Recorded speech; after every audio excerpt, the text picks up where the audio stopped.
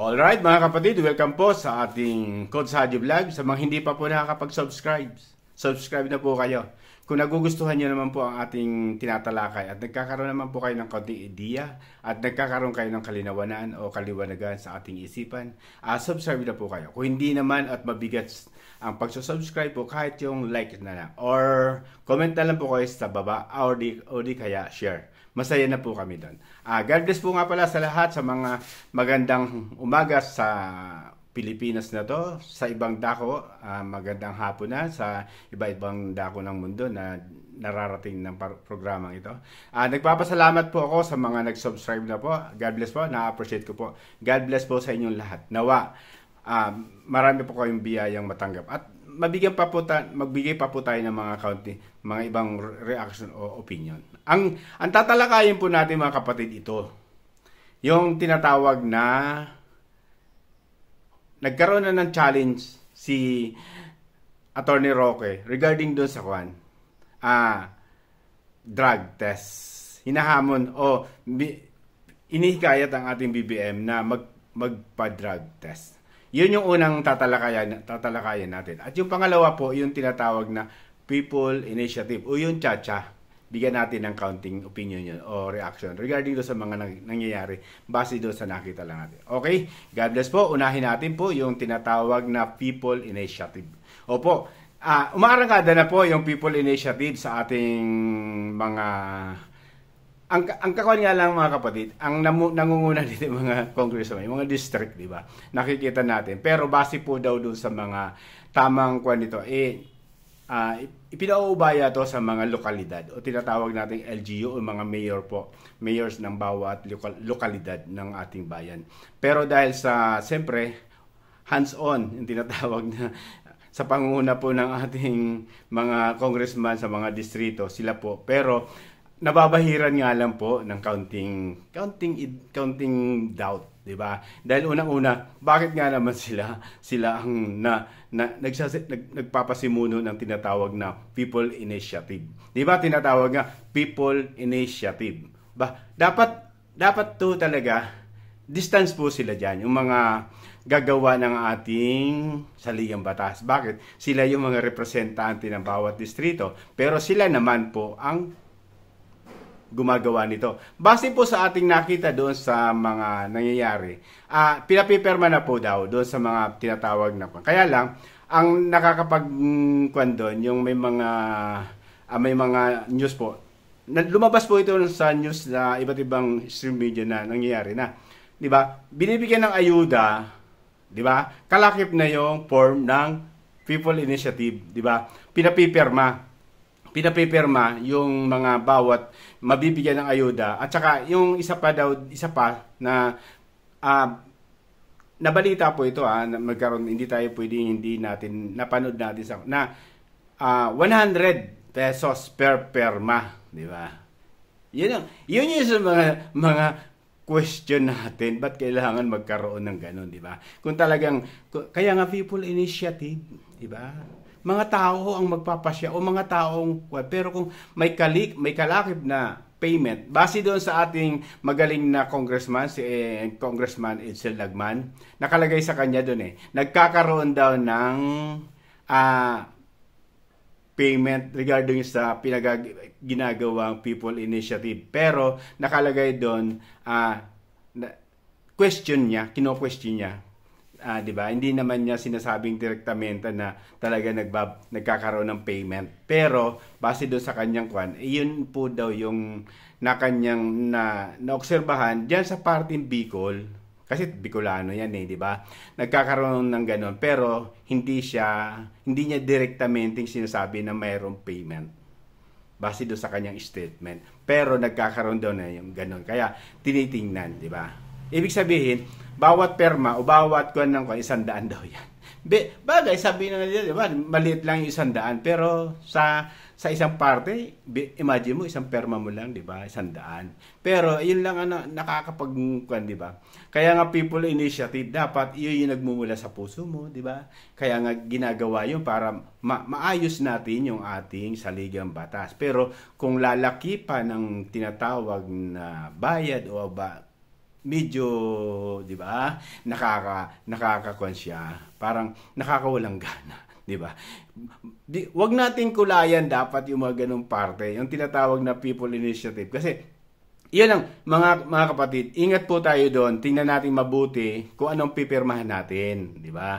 Tingnan natin mabuti. Bago tayo pumirma, tingnan natin. Kaya nga lang, di ba, sabi ng ating magaling na congressman na si Edsel Lagman ng Albay, nagkakaroon ng payment daw doon regarding doon sa people initiative. Pero, iyon ay hindi niya direktamente sinasabing may ganon, di ba? Kumbaga, parang yun lang ang nakapaabot sa kanya ng mga bawat mayor ng buong nasasakupan ng alam niya dyan sa Kabikulan. Yun ang minention niya dyan, di ba? Kaya medyo alanganin tayo dyan. Kumbaga, paano natin mapapaayos yung tinatawag ng saligang batas o pagpapalit ng ating saligang batas kung magkakaroon ng ganyan, di ba? Malinaw na malinaw talagang sinusuhulan. Kung totoo po ito hindi po natin sinasabi na totoo. Kung totoong may sinasabing gano'n na bawat perma 100, medyo questionable tayo dyan. Medyo mabigat yan sa isang parte na katulad natin na gusto natin maayos ang ating bansa, maayos natin yung ating saligang batas, dapat yung nagmumula sa ating puso. Diba? Yung kaya nga tinawag yan na people initiative. Pero ang talagang base doon sa kanya sinabi, na nasa mga lokal na yan, sa mga mayors ng bawat lokalidad, di ba? Na sila ang magkukain. Kaso nga, mayroon silang direktamenting, di ba? Ganon. Base doon sa ating magaling na Congressman Edsel Lagman. Manoy, salamat! Diyos mabalo sa imong mga binigay na mga pahayag na tungkol dito. Naniniwala kami na talagang ikaw, bahagi ka rin ng tinatawag. Dapat transparent tayo. Kaya nagpapasalamat po kami kay Congressman Edsel Lagman. Diyos mabalos po, Manoy. Diyos mabalos kung sa inyong ibinigay na pahayag na nagkakaroon ng payment daw. Pero hindi niya direktamente sinasabi. Okay? Mabigat po yan. Kaya dapat maging maingat tayo mga kapatid. Tingnan natin mabuti ang bawat ginagawa natin. Tingnan natin kung ano ba talaga ang pinipirmahan natin. Di ba? Tingnan natin mabuti kung may iaabot, tanungin natin para sa ano to. Tapos kasi nga, pag napirmahan mo na po yan, ibig sabihin, sumasang-ayon ka na doon. Di ba? By district po kasi yan O, di ba? Sumasang-ayon ka na kailangan ng baguhin o magkakaroon na talaga ng pagbabago o magkakaroon ng tsa-tsa. Kaya mag-ingat po tayo, di ba? Kung batay sa iyong nararamdaman, kung ano man ang iyong nararamdaman na talagang gusto mo rin makatulong at mapaunlad ang ating bayan, itingnan mo mabuti. Maging maingat po tayo sa mga ganong pagkakataon. Kapag may nakita, papipirmahin tayo, lalo pag ganong sitwasyon at nakita natin na alam nating para doon, mag-isip-isip po tayo mga kapatid, huwag tayong babasta-basta na pumipirma ng mga ganang bagay. Dahil nakasalalay po sa ating mga kamay ang tinatawag ikagaganda ng ating lipunan. Base doon sa pagbabago ng pagraratapika o pagbabago ng ating saligang batas. Wala kaming tutuloy. Ito nga sinasabi ko po sa inyo. Wala kaming tutol sa pagbabago ng ating saligang batas. Sobrang gusto na po namin talagang baguhin. Dahil medyo may mga version doon na talaga hindi ka tanggap-tanggap sa mga namumuhunan, 'di ba? Yung 100% sa pag-aari dito, tapos yung tinatawag na sa economic, talagang dapat talaga base po sa aking kagustuhan. Ako, opinion ko lang po ito Dapat talaga selective lang. Kung alin lang doon, yung mga nakakasagabal, yun lang ang palitan. Yung tinatawag na dapat amyendahan lang doon sa mga party-party na yon. Piliin doon yung mga sagabal, tapos yun ang kuna. Pero hindi, parang magpapalit talaga Pero inuulit ko po hindi kami tutol sa pagpapalit ng ating saligang batas. Pero sa aking pananaw sa mga raming nakakuan, hindi sa panahon nyo po, Congressman Speaker Romualdez, di ba? Martin Romualdez, hindi po, ayaw namin sa panahon nyo. Dahil unang-una, wala po talaga kami tiwala sa'yo. Di ba? At doon din sa mga alipores mo, alagad mo dyan, hindi wala kami tiwala. Dahil unang-una, maselan po yan. Hindi sa ano pa mang bagay. Ito yung nararamdaman lang namin. Wala po kaming tiwala sa inyo. Pero, tutol ba kami? Hindi po kami tutol sa pagbabago ng saligang batas. Kaya yun lang po. Sana po, maging maayos po tayo. Maging transparent. Hindi yung may involved na money o pera na para pumirma ka o ano. Pero, tanong lang po ito ay base sa sinabi ng ating Congressman Edsel Lagman. Di ba? Okay po. sana nabigyan ko ng kaunting kalinawan na ganyan. At isusunod natin yung tinatawag na pulboronic video o pulboron na gumagamit daw ang ating Pangulo ng pulboron. Di ba? Ito'y question mark po. Sobrang blockbuster po talaga eh. Ang dami nag-aakusa.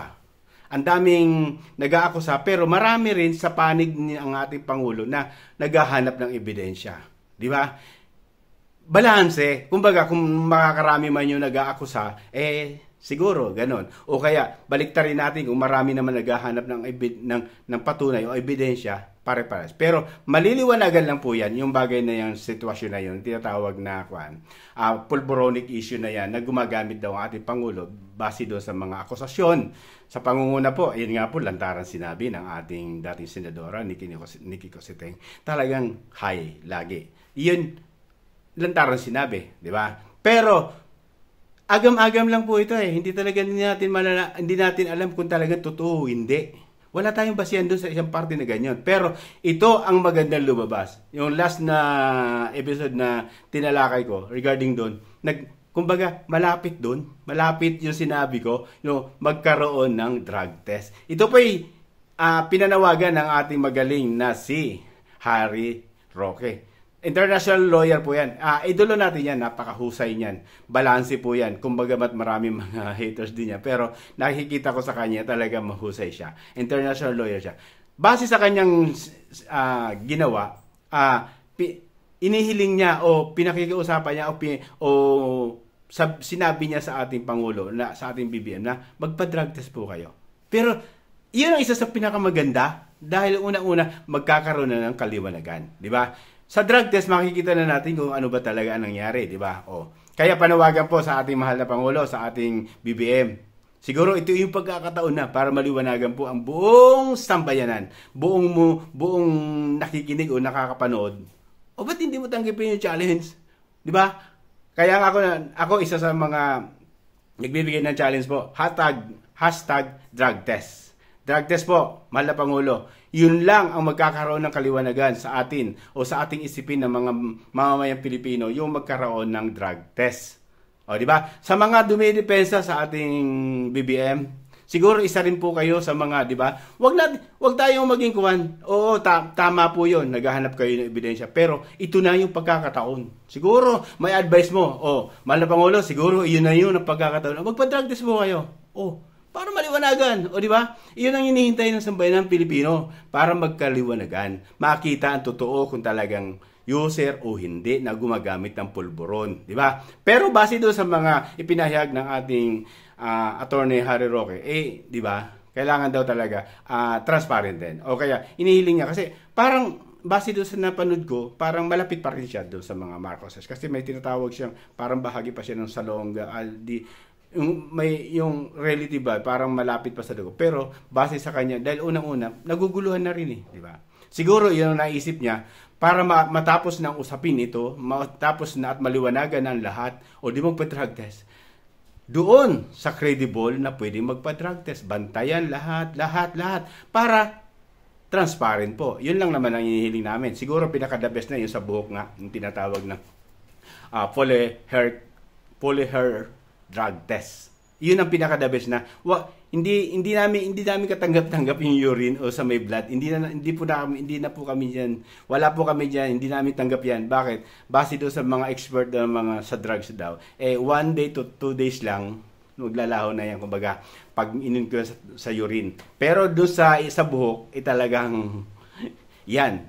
Yung tinatawag na talagang malinaw yan. Kung talagang gumagamit po ng pulboron. Kaya, base doon sa panawagan ng ating magaling na abogado na si Harry Roque, sumasang-ayon po ako doon.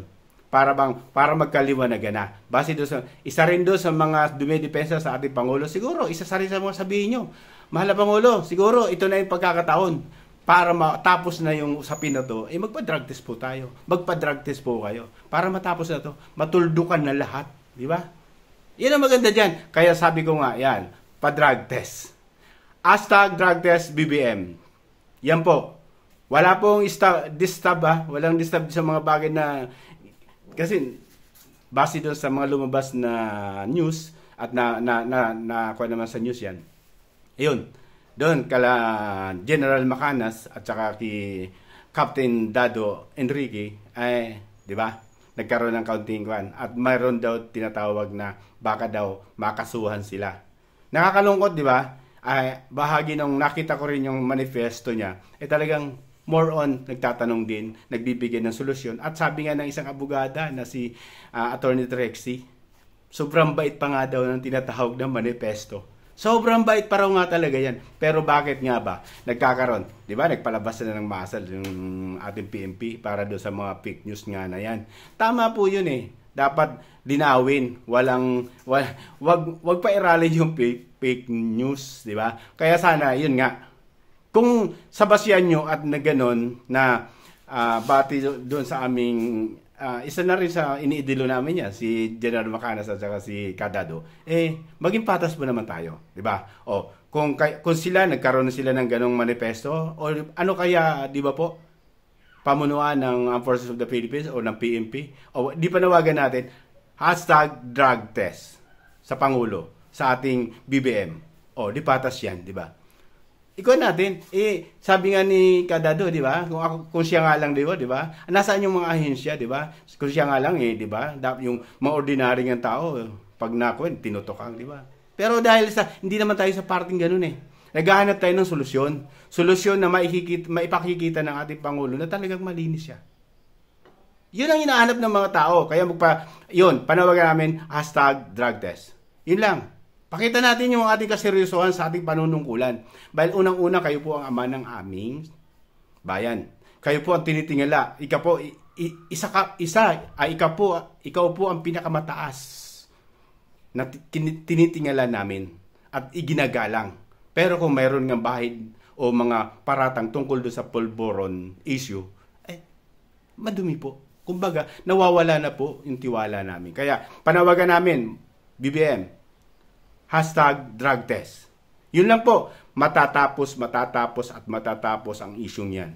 Pag lumabas pong negative po kayo. Pero yun nga, panawagan, maging transparent po. Lahat, ihayag, lahat, kita lahat yung pagtetest. Yun lang. At sana po, nagkaroon tayo ng kaunting ideya, nagkaroon tayo ng kalinawagan sa bagay na yon. At nagpapasalamat po ako doon sa mga tao na talagang bagamat hindi naman kailangan lumaban. Ipakita lang natin yung tinawag na huwag tayo matakot sa mga bagay na yon. Basta importante, ipinakita mo yung anuman ang nararamdaman mo bilang mamamayang Pilipino. Ipakita mo, di ba? Maging patas tayo. Wala tayong dapat inaakusan. Sa part ng nagtatanggol sa ating Pangulo, sa parte ng mga nag-aakusa, ito na ang pinakamaganda. #drug test. #drug test po, mahal na Pangulo. God bless po at sa mga Pilipinong lumalaban sa katotohanan at sa mga korupsyon, God bless po sa inyo lahat. Sana po maging maayos po ang ating bansa para sama-sama tayong magulat. Salamat po.